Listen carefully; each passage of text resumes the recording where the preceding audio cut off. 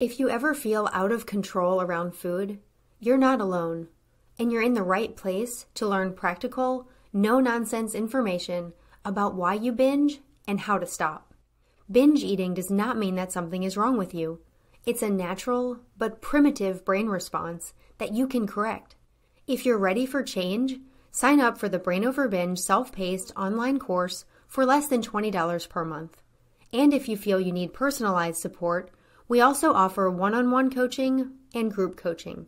To learn more, go to brainoverbinge.com/subscribe. And I hope you enjoy the show.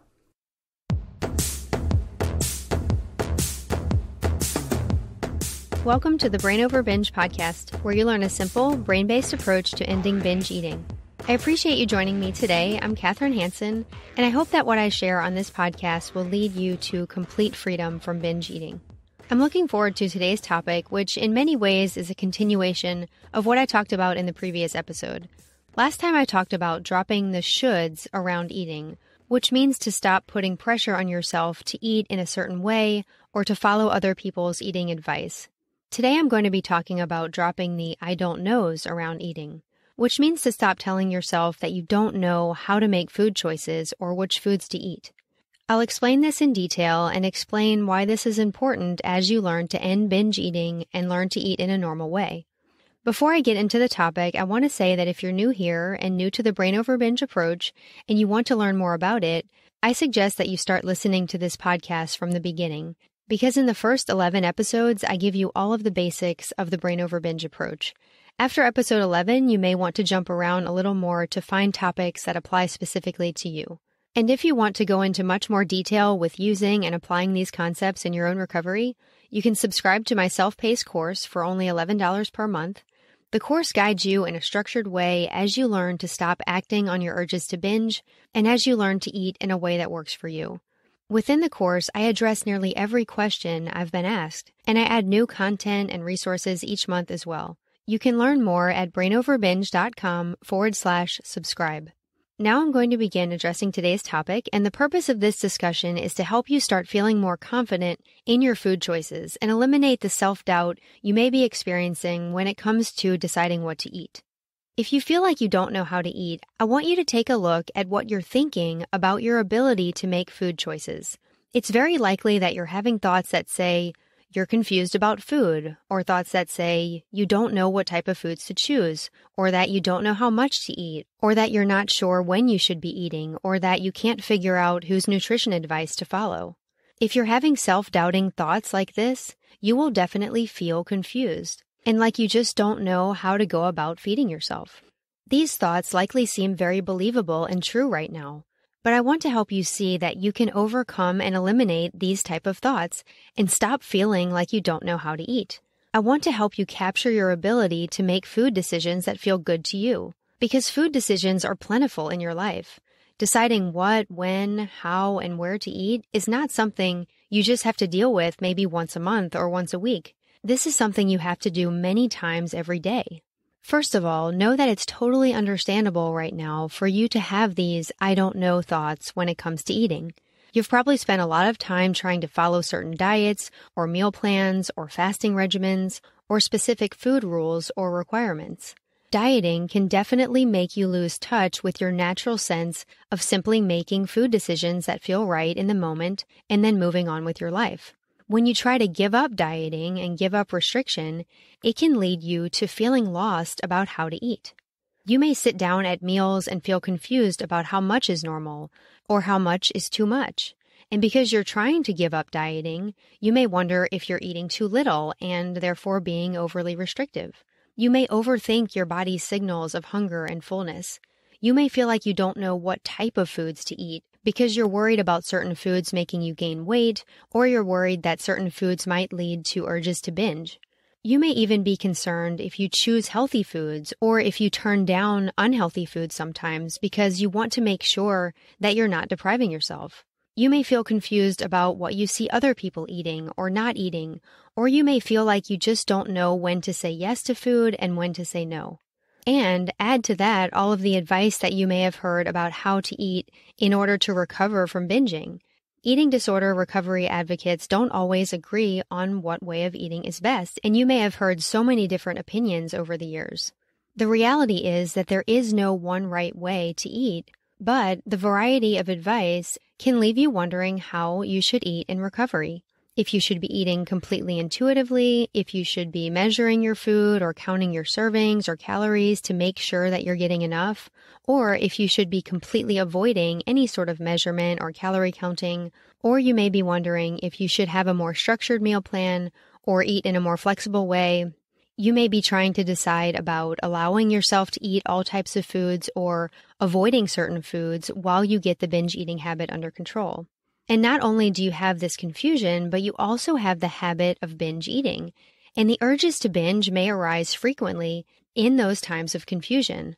A very common pattern is to feel that confusion and to have those thoughts saying that you don't know how to eat, and then for that to lead to thoughts saying that you can't possibly figure out how to eat, so you might as well binge. It's as if that primitive, habitual part of your brain automatically offers binge eating as a solution to not knowing what or how to eat. The binge-encouraging thoughts basically tell you to give up on even trying to determine how to eat and to instead just eat anything and everything.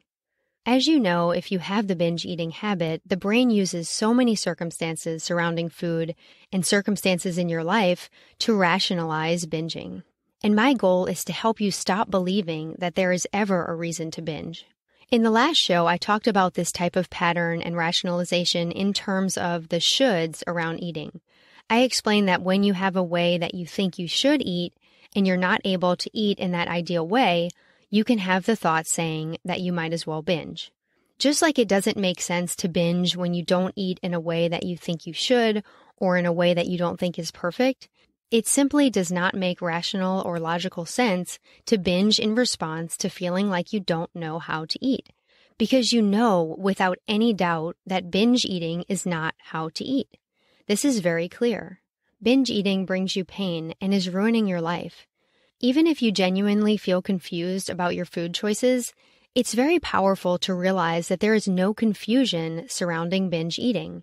It is extremely harmful to you, and any thought that says it makes sense to binge because you don't know exactly how to eat is absolutely false. If there's one thing you do know about food, it's that a binge is not a good food decision. Now let's move on to helping you learn to make food decisions and eliminate the I don't know thoughts around food. I want you to take a step back here and look at food decisions from a bigger picture perspective. It's a pretty modern thing to have confusion about what or how to eat. In the ancient past, it was simply about what was available, and a lot of times it was simply about survival. Still today, if your situation was completely different and food was not plentiful, there would also not be any confusion. I mentioned this in the Brain Over Binge book, but as a simple example, I think back to going home to the New Orleans area to help my family after Hurricane Katrina. And there were some wonderful volunteers and organizations that provided free meals, as there were no grocery stores and there was really nowhere to just go buy food. And in this situation, there was no confusion about what to eat.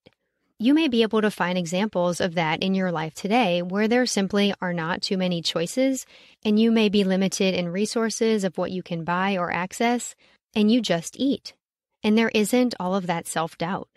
I think it's helpful to remember that you have that ability inside of yourself. It may only come out in certain situations right now, but it is there. It's just that all of the choices in your life today and all of the advice that you've heard over time is getting in the way of this ability. Now, something important to see is that it's not the choices themselves that are stopping you from making sound decisions and moving on. It's actually your own thinking that's getting in the way. I want you to recall times when you did have a lot of choices and you still made a decision and moved on. A good example could be when you were a child and you were outside playing and you were hungry and you came inside and just picked out something to eat. You just got something from your pantry, you ate it, and you got back to playing without any overthinking whatsoever. You simply ate what you felt like eating. Now, I realize you may not have always made great choices as a kid about what to eat because kids tend to be very pleasure-seeking, but I just want you to see that even with a lot of choices, you can still just decide on something and move on. What you pick now as an adult will of course be different than what you chose as a child, but that inherent ability has not gone away. What has happened is that you've started to have the I don't know thoughts. Like I've said, it's understandable that you have these thoughts, but it's time to stop believing them and to start letting them go. Even if you think there was never a time in your life when you made food decisions and moved on, I want you to think about the multitude of decisions that you're able to make in your life that don't have anything to do with food. You make decisions at work, in your education, about your kids or your relationships, or just the many choices that come with living each day and functioning in the world. Even if you need some practice in the area of food decisions, you can use your ability to do this in other parts of your life to encourage yourself that it's possible.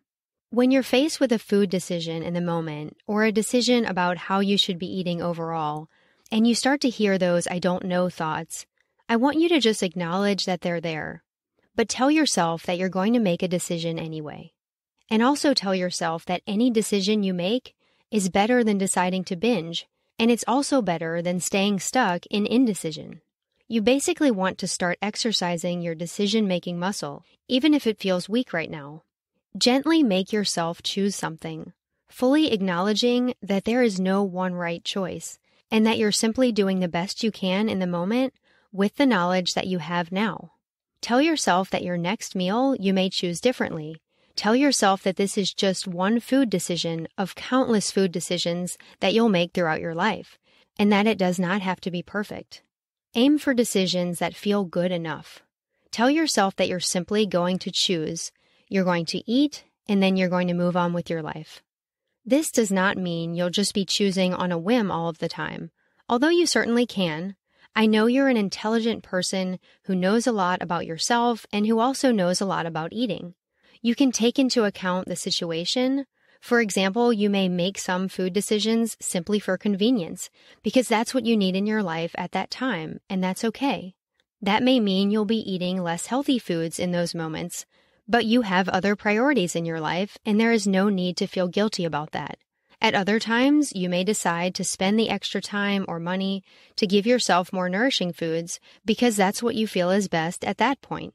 As you make decisions that feel good enough, you can get feedback from your body, and you can make adjustments over time without all of the self-doubt. If you like your reasons for your food decision, that's all that matters. When you know there is not some ideal way to eat that's out there somewhere, it's easier just to deal with the daily reality of making everyday choices. And your choices teach you things that you can use to improve your decision-making abilities in the future. In other words, you learn from every decision that you make. After you make your decision and eat the food, it's helpful to redirect your focus onto something else in your life, something that you want to do or need to do, or something that's important to you. It helps train your brain to see that eating is just eating. It does not have to consume so much of your brain space. The more you practice deciding imperfectly, and the more you stop giving attention to the thoughts that say you don't know, the more confident you will become at choosing the foods and the amounts and the eating times that feel right for you. And then those I don't know thoughts can simply fade away. I hope that this discussion helps you think about your I don't know thoughts in a new way and helps you start to make food choices that feel good to you. I decided to also create a new Q&A track for the Brain Over Binge course with this same information and then some more detail and discussion as well. I've added that new track to the course, so if you want to dive a little deeper into this topic, you can check that out if you already have the course, or you can subscribe, and you'll see this track on the top of the Q&A page, and it's titled, I Feel Like I Don't Know How to Eat. I've also released a new mindfulness track in the course, and the mindfulness tracks are from Julie, our Brain Over Binge coach. There are 3 mindfulness tracks in the course so far, and the purpose of them is to help you become more aware, notice your thoughts, strengthen your higher brain, and feel more connected to your body. All of this can help you with ending the binge eating habit and with making food decisions as well. So I hope you will check out those new course resources, and I hope you will join me again on the podcast next time. Thank you for listening today, and as always, I want to encourage you and remind you that you have the power to change your brain and live a binge-free life. The Brain Over Binge podcast is produced and recorded by Brain Over Binge Recovery Coaching, LLC. All work is copyrighted by Brain Over Binge Recovery Coaching LLC, and all rights are reserved. As a disclaimer, the hosts of the Brain Over Binge podcast are not professional counselors or licensed healthcare providers, and this podcast is not a substitute for medical advice or any form of professional therapy. Eating disorders can have serious health consequences, and you are strongly advised to seek medical attention for matters relating to your health. Please get help when you need it, and good luck on your journey.